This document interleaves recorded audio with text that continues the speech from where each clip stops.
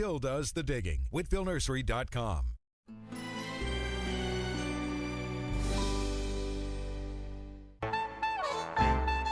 Antiques Roadshow will not rest until we discover the treasures of the city that never sleeps, New York. If I were your wife, I would have said, what did you bring home? Right. And to think my mom just wanted the frame. It is the greatest archive I have ever had at the Roadshow. Really? Holy smokes.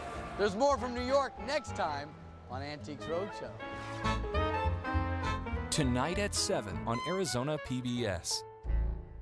Thanks for watching Arizona PBS, a viewer-supported community service of Arizona State University.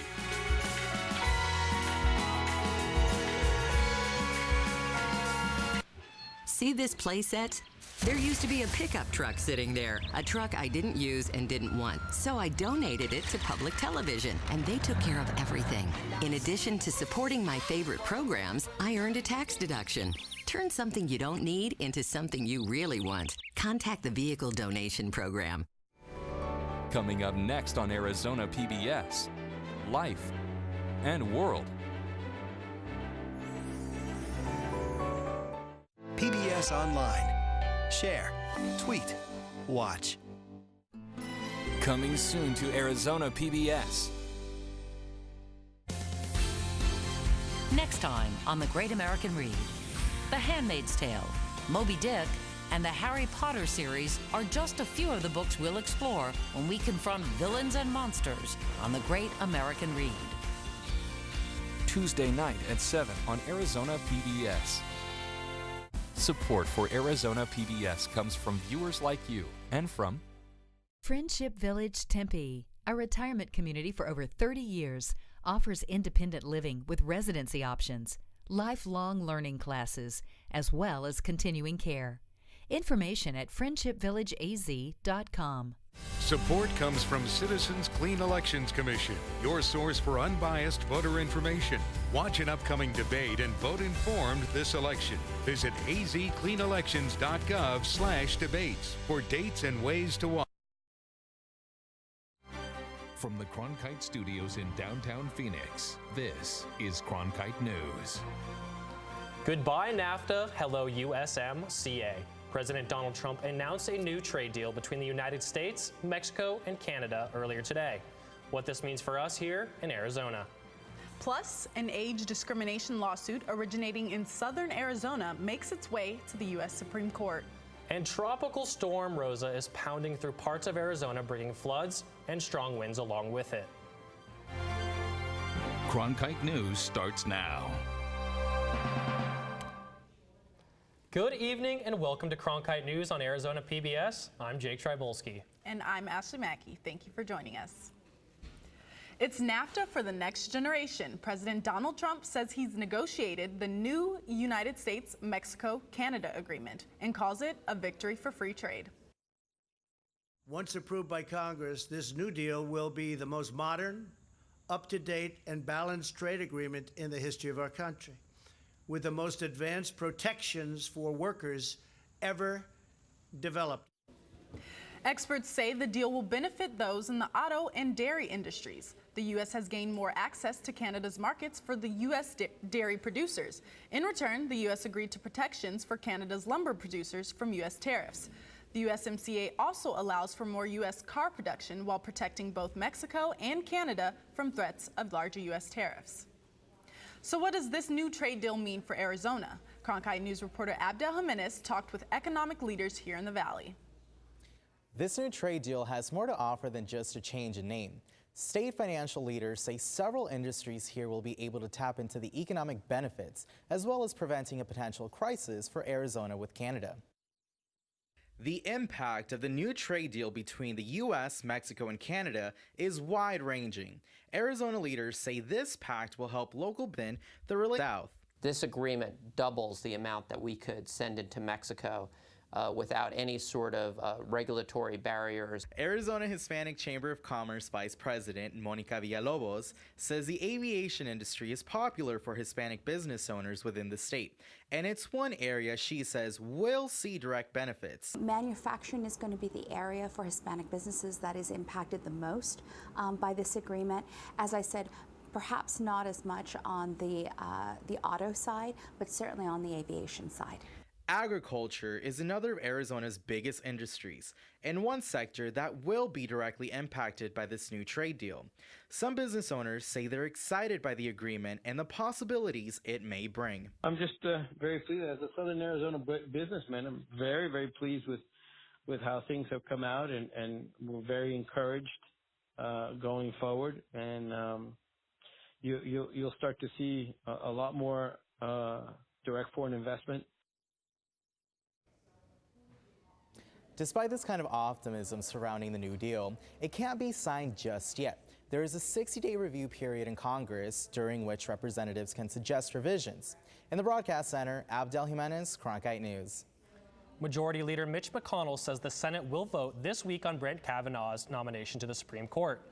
That's after the White House gave the FBI the authority to conduct a week-long investigation into sexual assault allegations. Trump said he wants the investigation to be comprehensive but done quickly because it is unfair to Brett Kavanaugh, his wife, and children. Arizona Senator Jeff Flake asked for a week-long FBI investigation last Friday after a day full of testimony from accuser Christine Blasey Ford and Kavanaugh himself. We certainly want the FBI to do a real investigation, and we are working to make sure that that happens. I've had discussions, many yesterday, with my colleagues, with the White House counsel's office. My staff is following up as well. I had one of those conversations just 5 minutes ago to make sure that that any current credible allegation that has been made is fully investigated. In a 60-minute segment aired yesterday, Flake said Kavanaugh's nomination would be over if federal investigators determined he lied. Meanwhile, the 8 members of the Supreme Court started their new term today, and one of the cases is based on a complaint from 2 former Arizona firefighters. Cronkite News reporter Lillian Donahue was at the court this morning. The High Court is seeing 2 new cases today on its first day of hearings, one from Arizona on age discrimination. They may have had to do a layoff, but they didn't need to pick the 2 oldest employees and lay them off. Tucson attorney Don Awerkamp initially handled the case of John Guido and Dennis Rankin, captains in the Mount Lemmon Fire District, who were the oldest firefighters in the department when they were laid off in 2009.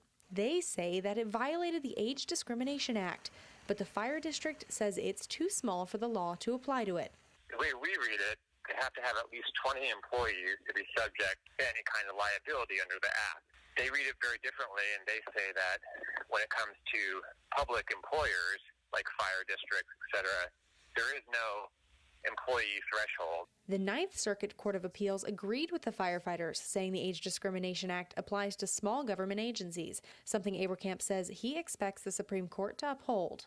What this does is it requires government entities to not discriminate on the basis of age, no matter how many employees they have. But the Ninth Circuit ruling is currently the outlier. 4 other circuit courts have ruled that small government agencies are not subject to the law. Awerkamp says he does not expect a ruling in the Mount Lemmon case for another few months. In Washington, Lillian Donahue, Cronkite News. Even if Kavanaugh is approved, he would have no part in the Mount Lemmon case because he was not on the bench for today's arguments. If the current 8-member court ends up evenly split on its decision, that would let the Ninth Circuit ruling stand in favor of the firefighters. Also today, the U.S. Supreme Court denied a review of a case centered on uranium mining around the Grand Canyon. It's a debate we've been tracking for years here at Cronkite News. The Obama administration put about 1 million acres near the national parks off limits to new mining claims in 2012. Environmentalists and the neighboring Havasupai community are concerned that the mining could contaminate major water sources. The National Mining Association says the ban is unwarranted and makes the U.S. even more dependent on imports.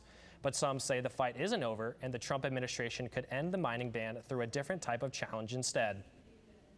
It's helped pay for more than $200 million of parks and recreation projects in Arizona since the 1960s.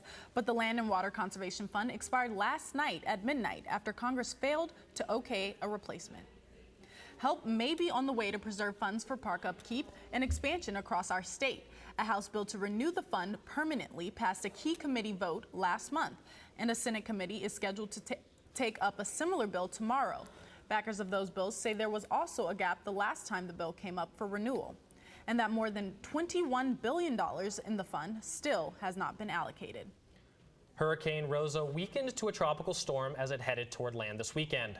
And parts of Arizona may see record amounts of rainfall over the next few days. Jordan Evans is tracking the latest.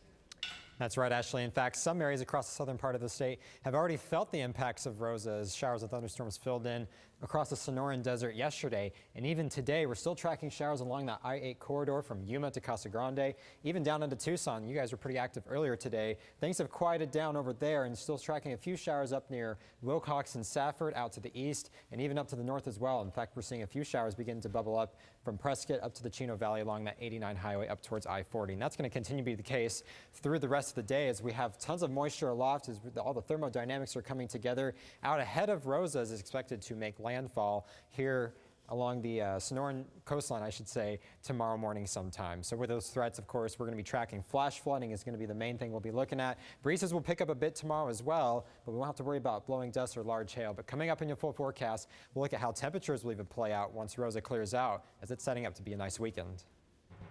According to the Arizona Board of Regents, only about half the students who graduate from public high schools go on to college. Coming up on Cronkite News, a new push to turn more teens into undergrads. The Tri-University Tour includes schools like ASU, U of A, as well as NAU in an effort to bring more students onto college campuses. Plus, and 4. Another tough weekend for the Arizona Cardinals. We'll have the latest from Coach Wilkes on his rookie QB. Join Emmy Award-winning CNN anchor Anderson Cooper as he receives the 2018 Walter Cronkite Award for Excellence in Journalism. Attracting industry leaders from the media, politics, business, and education, the award luncheon is the Cronkite School's signature fundraising event. Tickets for the luncheon ceremony on Wednesday, October 17th at the Sheraton Grand in Phoenix are available for sale at cronkite.asu.edu/luncheon or call 602-496-0482. I'm Judy Woodruff, anchor and managing editor of the PBS NewsHour. The journalists of tomorrow face a fast-changing media landscape, but quality news remains vitally important to our communities, our country, and our world. At ASU's Walter Cronkite School of Journalism and Mass Communication, students learn solid, reliable reporting, holding the powerful accountable, and rebuilding the public's trust. The Cronkite School and Arizona PBS, preparing the next generation for a stronger future of journalism. Millions of people die every year from drinking dirty water. I would never have felt I had the ability to do something without ASU pushing me. We built filtration systems out of local materials with the people. To see those kids drink clean water for the first time, it's the most rewarding feeling that you can ever have. I went to ASU because I wanted to change the world. The thing I never would have expected is how the world would have changed me. 1 year ago today, tragedy struck the city of Las Vegas as a gunman opened fire on concert goers. 58 people were killed and hundreds more injured in the deadliest mass shooting in modern America. The victims were remembered today in services across the city, including a sunrise remembrance ceremony.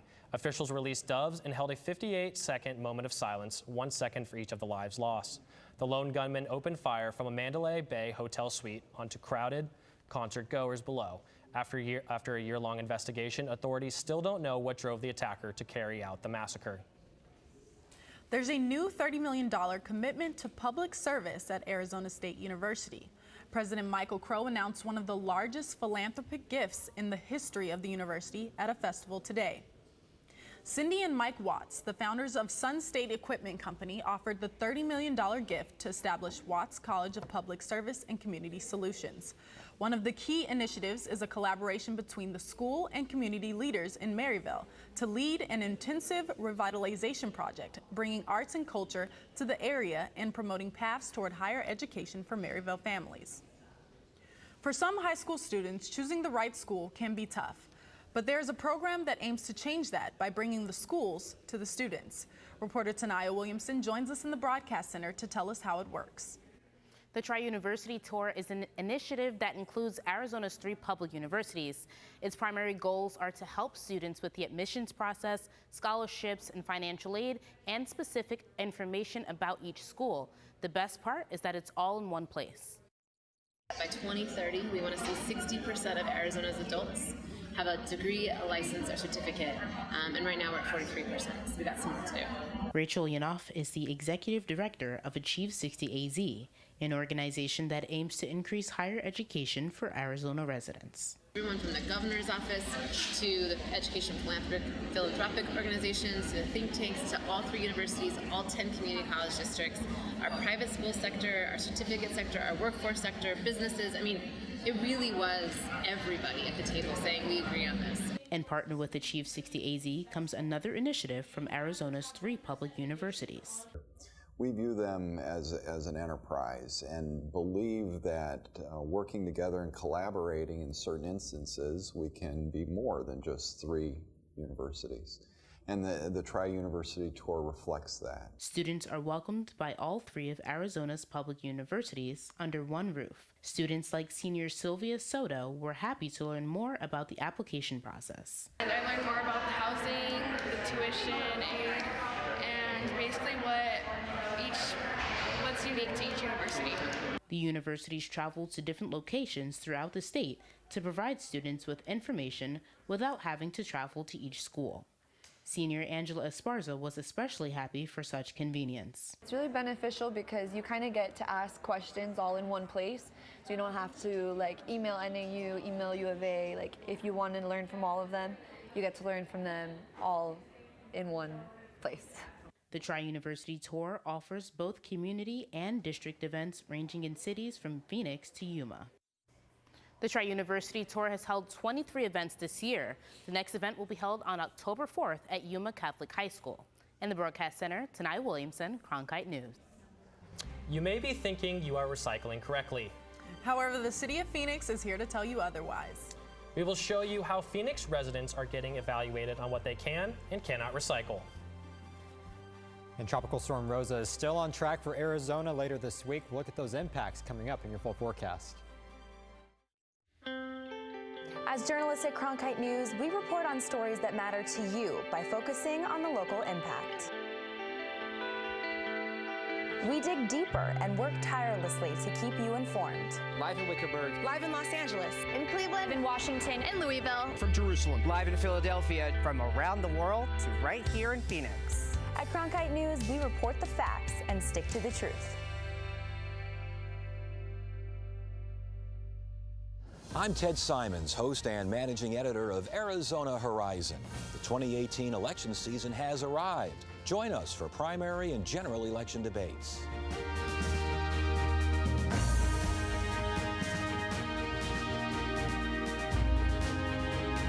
Right here, meet the candidates and hear their positions. Arizona Horizon, your source for what matters most this election season. Only on Arizona PBS. The City of Phoenix has launched a new program to help people figure out what they can and cannot recycle. Cronkite News reporter Jatsi Medina checked out the new recycling effort. Monica Strauss begins her day by going through people's recycling bins. There's paper towel and a foam cup, which we do not take. Strauss is a solid waste environmental specialist for the City of Phoenix. She looks for residents who aren't putting the right stuff in the blue bin. They get an oops tag. Those that are get a shine on tag. If it is 20% or more from what we can tell visually here, we do, along with the oops tag, reject it. The City of Phoenix estimates 30% of the waste recycling plants receive is contaminated or just not recyclable, but the pilot program saw positive results. When we first started it, we saw that we had about 72% of the residents were getting oops tags, right? And the other ones were shine on. As we saw the end in the 5th week, it actually turned around. Plastic bags and containers that aren't cleaned properly are among the many things you can't recycle. That's why homes like this one are getting an oops tag on their recycling bin. Phoenix resident Megan Easter thought she and her family were good recyclers. Definitely gonna have a conversation again with my children about what is recyclable and what is not. Not everyone gets an oops tag. Many people in Phoenix are doing their recycling right. The common items that we see in there that are right are cardboard, plastic bottles, paper, junk mail, newspaper. Those are items that Megan Easter will make sure her children recycle. You guys are going to be the next generation taking care of the planet. Let's try to make sure that we do it the correct way. Easter's hopeful the next time the city picks up her recycling, there will be a Shine On tag on the blue bin. In Phoenix, Jatsi Medina, Cronkite News. The city of Phoenix will run the Oops, Shine On program for the next 12 to 18 months in 4 regions. These are places that have more contaminated recycling items than other areas in the city. Tropical Storm Rosa has made its way to Arizona. The storm brought record amounts of rainfall. Jordan Evans is tracking the latest. And the storm started rolling through southern Arizona last night, and here's some incredible video coming out of Yuma. This is just showing you several inches of water have filled the streets down there, creating pretty hazardous driving conditions. And the storms, they'll continue through the rest of the week, as we can see as we look at Doppler radar. In fact, we are still tracking some showers and thunderstorms down to the south along the I-8 corridor. In fact, this was really active earlier today around Tucson, where they saw quite a bit of lightning and thunder down there out ahead of Rosa. But this is the big cluster that we're tracking, as it's still in Baja California, tracking up towards Sonora and eventually into Arizona. So we'll put this into Futurecast, of course, and we'll show you what this could look like as we head into the rest of the week. We'll track Rosa, I should say, as it will make a landfall in Baja California later tonight, and then a second landfall just to the west of Puerto Penasco tomorrow morning. And that's when we'll see a lot of the heaviest rain begin to fill in from Tucson to the valley, and then areas up to the north and Flagstaff. And then that will continue to be the case even into Wednesday. The rain will be with us on Wednesday, all before drying things out as we head into Thursday afternoon. So what could this look like in terms of rainfall totals? Well, we're still tracking about 2 to 4 inches coming in from areas from the Flagstaff down to the valley, as well as areas down towards Yuma along that international border. Lighter amounts down to Tucson as well as in Flagstaff, about 1 to 3 inches. But the main thing we want everyone to know is that flash flooding will be the main issue. So if you encounter any flooded roads, turn around and don't drown. That's what we want everyone to understand. And also tomorrow, breezes will pick up in the morning, as we can see winds howling out of the south about 20 to 25 miles an hour. And then those winds will continue to back off as we head in through the evening. But talking temperatures now, we're going to keep things pretty cool here in the 70s through the rest of the night. And even tomorrow morning, we won't cool off that much, because highs tomorrow are only going to rebound into the 80s here in Phoenix. In fact, not all the valley communities making it into the 80s tomorrow. And then highs across the state tomorrow will be pretty cool up in Flagstaff at 57, 64 in Payson, 68 in Sedona, and 66 degrees in Prescott for tomorrow. For Phoenix and areas out to the west, we'll hit a high tomorrow, I should say, in the upper to mid 80s, and then down in Tucson, 84 degrees for a high tomorrow. And for the 7-day forecast, I should say, 86 on Wednesday, 85 on Thursday, with plenty of sunshine returning Friday and Saturday. And then look at these high temperatures heading into next week, and we're going to keep things below average Saturday and Sunday, with those highs heading down into the 70s and those low temperatures even down into the low 60s. In the Cronkite Weather Center, I'm Jordan Evans. Arizona Cardinals head coach Steve Wilks says he's giving the Seattle Seahawks a lot of credit in handing a tough loss to the Redbirds. But he's moving forward and opening up new opportunities for rookie quarterback Josh Rosen to take charge. The Cardinals dropped to 0-4 on the season yesterday, but Rosen finished the game with 180 yards, 1 touchdown, and no interceptions. And today, Wilks says there are still possibilities for the team to find its rhythm, and that starts with a boosted morale on the field. I think a lot of it came from Josh, but also I think we got a lot of veteran leaders in that locker room that understand that there's a lot of football left. When we start talking about 4 quarters of ball, very disappointed being 0-4. We didn't expect to be here. That wasn't the expectations, but, we can turn it around. The Cards play the 49ers on the road next Sunday. Gila River Arena was one of the first venues in the Valley to become a certified sensory inclusive facility. And this week, Talking Stick Arena and the Phoenix Zoo are following suit. Gila River Arena worked in partnership with a nonprofit called Culture City to provide bags filled with goodies to help event goers with sensory needs enjoy concerts and games. In the bags are things like headphones to help people who have trouble with loud events, and even a feel card to help those who are nonverbal to share their emotions and needs. If you'd like to learn more about these inclusive efforts, you can check out our social channels or go to cronkitenews.azpbs.org. Murals around the city are often a refreshing sight to see. And if you've ever been interested in creating your own art, this may be your chance to get involved. Coming up on Cronkite News, a local muralist shares his artistic skills with members of the community. I'm Matt Berry, ESPN Sports Center anchor and graduate of ASU's Walter Cronkite School of Journalism and Mass Communication. With its bachelor's and master's degrees in sports journalism, the Cronkite School is preparing the next generation of sports journalists to tell stories that matter, stories that excite, inspire, and inform. Cronkite immerses students in covering sports at all levels in one of the country's top sports markets. It's this hands-on experience under the guidance of award-winning sports media veterans that shape the top journalists of tomorrow.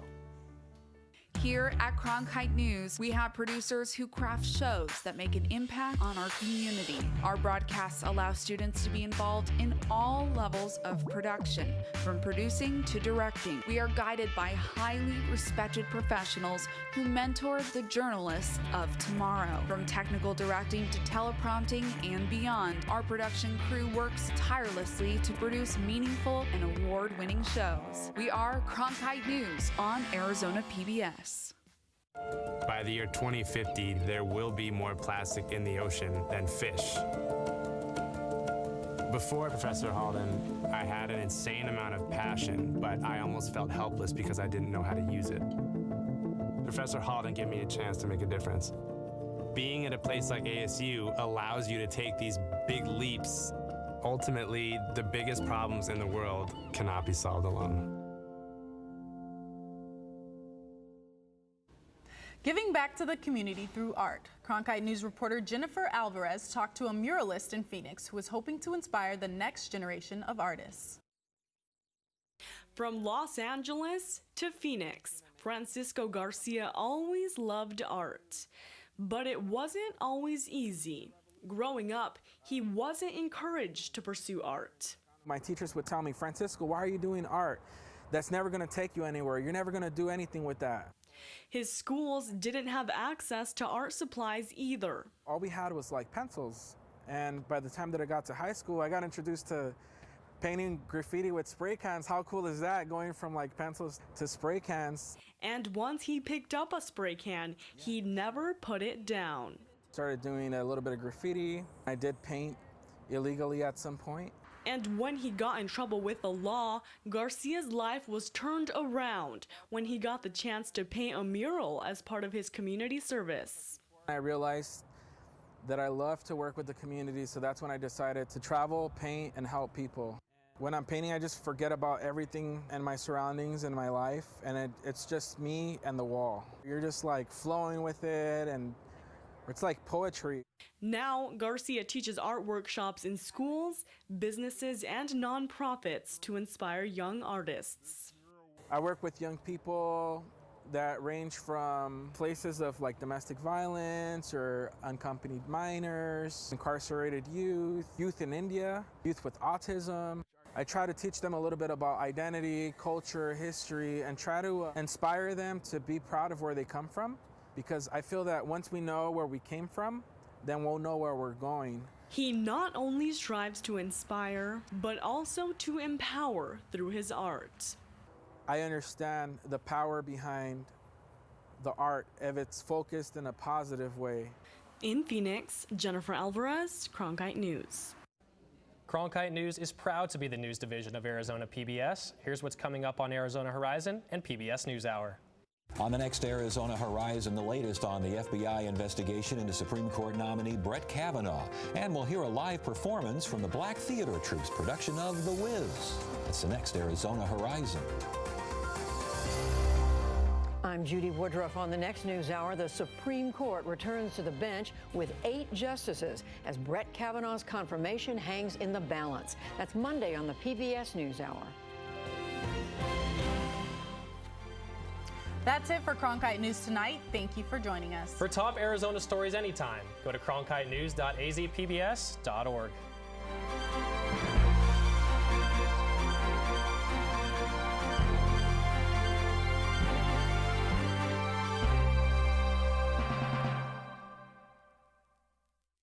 Support for Arizona PBS comes from viewers like you and from The Persian Room. Travel to another world, to a land of exotic aromas and period decor for a fine dining experience. The Persian Room in North Scottsdale on Scottsdale Road, 1 light north of Frank Lloyd Wright Boulevard. Gourmet exotic cuisine at its best. AARP in Phoenix thinks today should be your day. So get active and help keep Phoenix in motion, or get involved in improving your community. Take on today and every day. Learn how at aarp.org/Phoenix.